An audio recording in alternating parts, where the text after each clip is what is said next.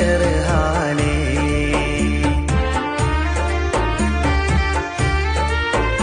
അടുക്കും ഞാനവരോട് അരുളി നബി നമ്മോട്. അടുക്കും ഞാനവരോട് അരുളി നബി നമ്മോട്. അടുക്കാൻ കൊതിക്കോ നബിയോട്, അതിനായി പെടുവിൻ പാട്. പറയും റസൂൽ നബി നാളെ പരലോകമിൽ